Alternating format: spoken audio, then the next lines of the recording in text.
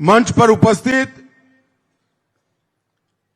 ગુજરાત રાજ્યના લોકપ્રિય અને સન્માનીય મુખ્યમંત્રી શ્રીમાન ભૂપેન્દ્રભાઈ પટેલ, જેમના નિમંત્રણથી આજ હું અહીં આવ્યો છું, એવા મારા મિત્ર અને અધ્યક્ષ વિશ્વ ઉમિયા ફાઉન્ડેશન શ્રી આરપી પટેલ, ગુજરાત સરકારના મંત્રી શ્રી ઋષિકેશભાઈ પટેલ, ગુજરાત સરકારના કૃષિ મંત્રી શ્રી જીતુભાઈ વાઘાણી, અમદાવાદ શહેરના મેયર પ્રતિભાબેન જૈન, આપણા પૂર્વ મંત્રી જયેશભાઈ રાદડિયા, શ્રી શૈલેષભાઈ પટેલ, પ્રાંત કાર્યવાહ રાષ્ટ્રીય સ્વયંસેવક સંઘ દીપકભાઈ પટેલ, પ્રહલાદભાઈ પટેલ, શ્રી ડી.એન. ગોલ, મંચ પર બેઠેલા અન્ય સૌ મહાનુભાવો અને આ કાર્યક્રમમાં હજારોની સંખ્યામાં અહીંયા ઉપસ્થિત નવયુવાન સૌ ઉદ્યોગપતિઓ, બિઝનેસમેન, સૌને મારા પ્રણામ. વંદે માતરમ. મિત્રો, આજે અહીંયા વિશ્વ ઉમિયા ફાઉન્ડેશન દ્વારા આયોજિત યુવા બિઝનેસ મહાસંમેલન 25માં લગભગ 15,000 જેટલા યુવાનો અહીંયા એકત્રિત થયા છે. મેં હમણાં વિશ્વ ઉમિયા ફાઉન્ડેશને એક એપનું ઉદ્ઘાટન કર્યું, એપ ખુલ્લી મૂકી. એપના ફીચર્સ, એના બધા જ પાસાઓ બહુ ઝડપથી અહીંયા બતાયા. હું હૃદયપૂર્વક એપ તૈયાર કરવાવાળા સૌ ઉમિયા ફાઉન્ડેશનના કાર્યકર્તાઓને હૃદયપૂર્વક ધન્યવાદ આપવા માંગુ છું કે જે પ્રોફેશનલ પદ્ધતિથી કોઈ રાજ્ય સરકાર પોતાના ઉદ્યોગ વિભાગનું માર્કેટિંગ કરે, ઉદ્યોગ પોટેન્શિયલનું માર્કેટિંગ કરે, એવી પ્રોફેશનલ રીતે તમે પાટીદાર સમાજના યુવાઓનો માટે બધી જ પ્રકારથી બિઝનેસના સંરક્ષણ, સંવર્ધન અને વૃદ્ધિ માટેની બધી જ જરૂરિયાતો એક જ એપમાં પૂરી કરી છે. એ હૃદયપૂર્વક ખૂબ ખૂબ સ્વાગત યોગ્ય કાર્યક્રમ છે. મિત્રો, ઇન્ફોર્મેશન, માહિતી આજના જમાનાનું બહુ મોટી તાકાત છે. મનમાં ઉમંગ હોય, ઉત્સાહ હોય, ક્ષમતા હોય, રોકાણ કરવા માટે મૂડી પણ હોય, પરંતુ યોગ્ય માર્ગદર્શન અને માહિતી ના હોય તો ઘણી તકલીફો પડે. એક જમાનો તો જ્યારે આટલી બધી માહિતી એક જગ્યાએથી લેવા માટે કન્સલ્ટન્ટ રાખવા પડતા હતા અને મસ્ત મોટી ફીસ કન્સલ્ટન્ટ લઈ જતા હતા. હું અહીં બેઠેલા યુવાનોને કહું છું, આજે ભોજન કરતા પહેલા એપ ડાઉનલોડ કરજો, તમારે કન્સલ્ટન્ટ રાખવાની જરૂરત નહીં પડે. મિત્રો, આજ આ કાર્યક્રમમાં સમાજ પણ એકત્રિત છે. સમાજની શિક્ષા ચિંતા કરવાનું સંગઠન પણ ઉપસ્થિત છે. ગુજરાત અને દેશને, અર્થવ્યવસ્થાને ગતિ આપવાનો ઉદ્દેશ પણ છે અને સનાતન ધર્મનું કેન્દ્ર એવું મા ઉમિયાનું ભવ્ય મંદિર બનવાનું છે. એને સંસ્કૃતિને પણ અહીં જમીન પર ઉતારી એક જ જગ્યાએ સમાજ, શિક્ષા, અર્થવ્યવસ્થા અને સંસ્કૃતિ, આ ચારોનો સુભગ સમન્વય જ્યારે અહીંયા થતો હોય ત્યારે ખરેખર આ કાર્યક્રમ ખુદ સમાજ ઉપયોગી થવાનો છે.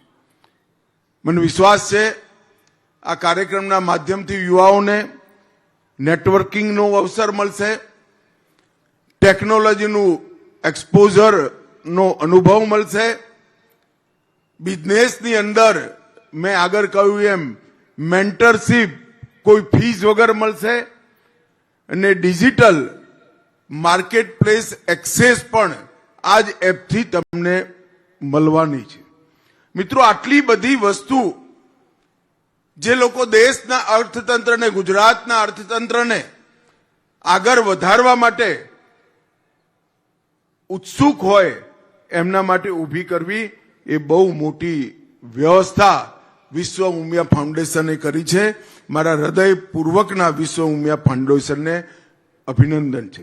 ક્લાયન્ટ, મેન્ટર, કેરિયર, ઓપોર્ચ્યુનિટી અને બજાર સુધીનો, માર્કેટ સુધીનો સીધો સંપર્ક આ એપના માધ્યમથી થવાનો છે. મિત્રો, વિશ્વ ઉમિયા ફાઉન્ડેશનનો વિચાર ચાલતો હતો ત્યારથી આ સંસ્થા સાથે હું તો નથી જોડાયો, પણ આરપી પટેલે મારી સાથે પાછળ પડી મને જોડી દીધો છે. 16 ડિસેમ્બર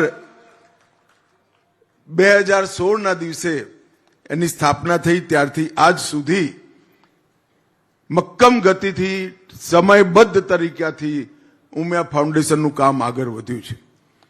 માં ઉમિયા પ્રત્યેની અસીમ શ્રદ્ધા ગુજરાત અને ગુજરાતના બહાર સૌ લોકોમાં જગાડવાનું કામ ઉમિયા ફાઉન્ડેશને કર્યું છે.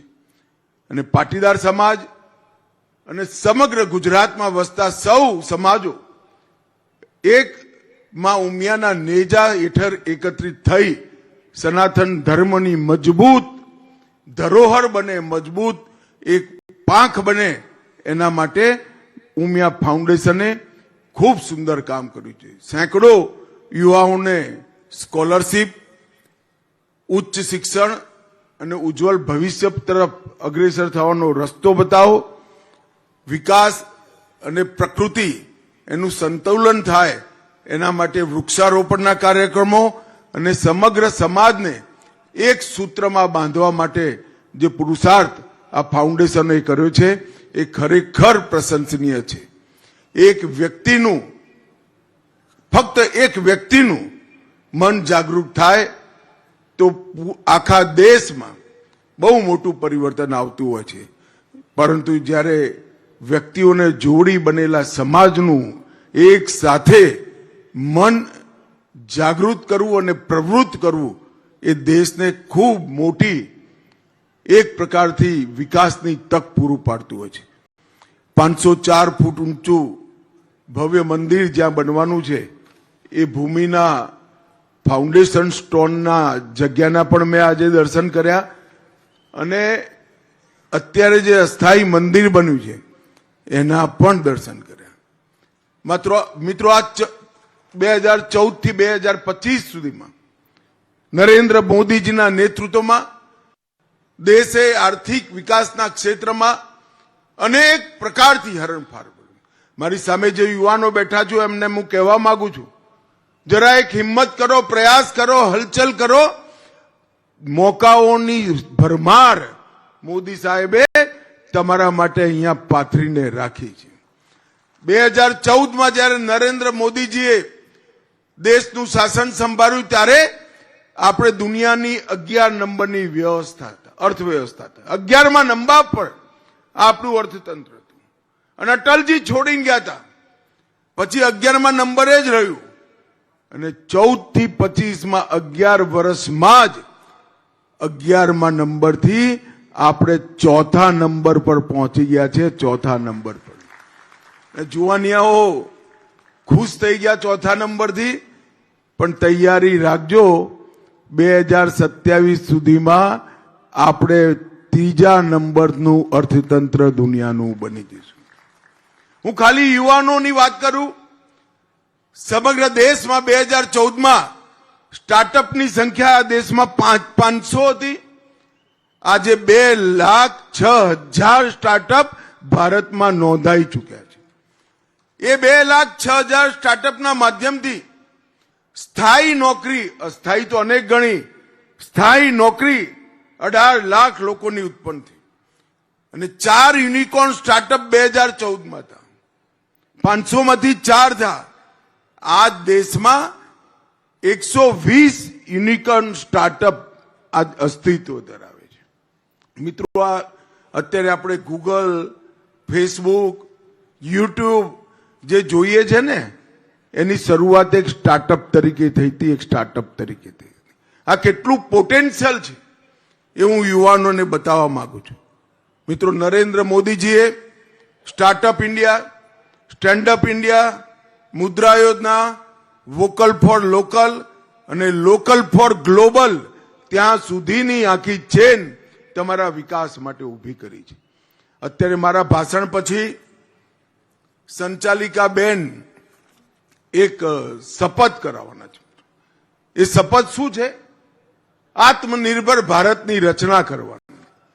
હવે સમય આવી ગયો છે કે આઝાદીની જ્યારે શતાબ્દીનો ઉત્સવ મનાતો હોય 15 ઓગસ્ટ 2047 એ દિવસે દરેક ક્ષેત્રની અંદર સમગ્ર વિશ્વમાં આપણું ભારત નંબર 1 પર હોય એવા ભારતની રચના કરવાનું. અને સમગ્ર વિશ્વમાં નંબર 1 પર હોય એવા ભારતની રચના કરવી હોય તો બે બહુ મહત્વપૂર્ણ ચીજો છે. એક, આત્મનિર્ભર ભારત. દરેક ક્ષેત્રમાં, દરેક ચીજમાં ભારતે આત્મનિર્ભર થવું હોય. અને આત્મનિર્ભર થવું હોય તો આપણે સ્વદેશીનો આગ્રહ કરવો પડે.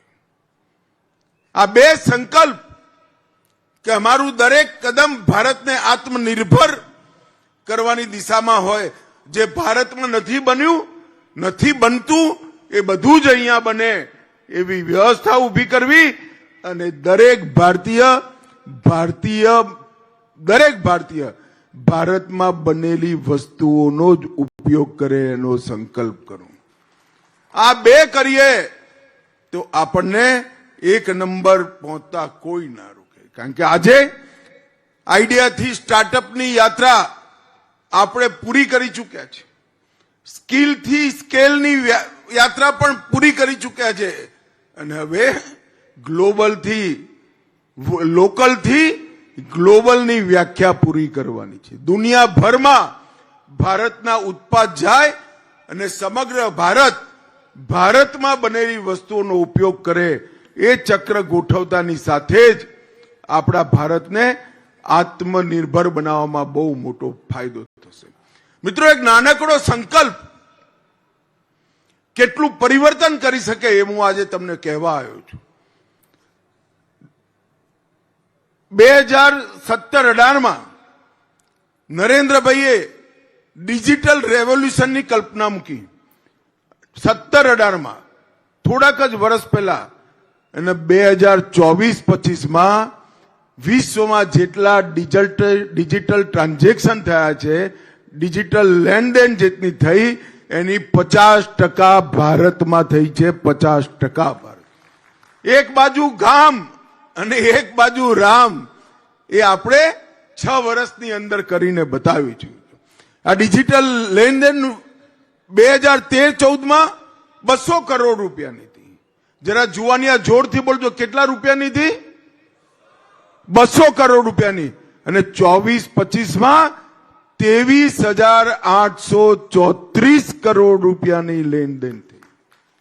જો સંકલ્પ હોય, નેતૃત્વ હોય અને દિશા નક્કી હોય તો આપણે ઘણું પરિવર્તન કર્યું. પીએલઆઈ યોજનાઓએ આપણા એફડીઆઈમાં 69% વૃદ્ધિ કરી. ઈઝ ઓફ ડુઈંગ બિઝનેસ, નાની નાની તકલીફો, લગભગ 40,000થી વધુ કોમ્પ્લાયન્સ આપણે હટાડી દીધા. અને 3400થી વધુ કાનૂની પ્રાવધાનોમાંથી આપણે ક્રિમિનાલિટી સમાપ્ત કરી. અને દેશના જીડીપી $4.19 ટ્રિલિયન થઈ ગઈ.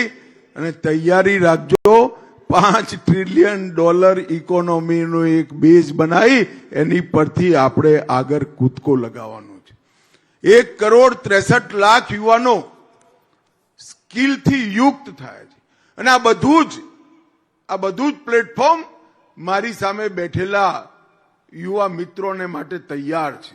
જરૂરત છે પરિશ્રમની, પુરુષાર્થની અને જે આ એપની અંદર બતાવ્યું એ બધી જ માહિતીઓના સટીક ઉપયોગની. મિત્રો, ગુજરાતમાં યુવા ઉદ્યોગપતિ બનવાવાળા ઉદ્યોગપતિનું સંમેલન હોય એને વધારે કહેવાનું ના હોય, સમજદારને ઈશારો જ કાફી હોય. ખૂબ મોટું પોટેન્શિયલ આપણા માટે મોદી સાહેબે તૈયાર કર્યું છે. વિશ્વ ઉમિયા ફાઉન્ડેશન જેવા અનેક સંગઠનો યુવાઓના માર્ગદર્શનમાં અહીંયા ઉપસ્થિત છે. દેશની અંદર એક સુંદર ઇકોસિસ્ટમ તમારા ભવિષ્યને સંવારવા માટે બની છે. એ વખતે આપ સૌ આપના જીવનમાં ખૂબ પ્રગતિ કરો, આગળ આવો અને મા ઉમિયાના વિશ્વના સૌથી ઊંચા મંદિરનો સંકલ્પ આપણે સૌ સાથે મળી સિદ્ધ કરીએ. એ મારી આપ સૌને અભ્યર્થના છે. મારી અનેક શુભકામનાઓ વિશ્વ ઉમિયા ફાઉન્ડેશનને અને અહીં એકત્રિત થયેલા સૌ યુવા બિઝનેસમેનને અનેક શુભકામનાઓ. વંદે માતરમ.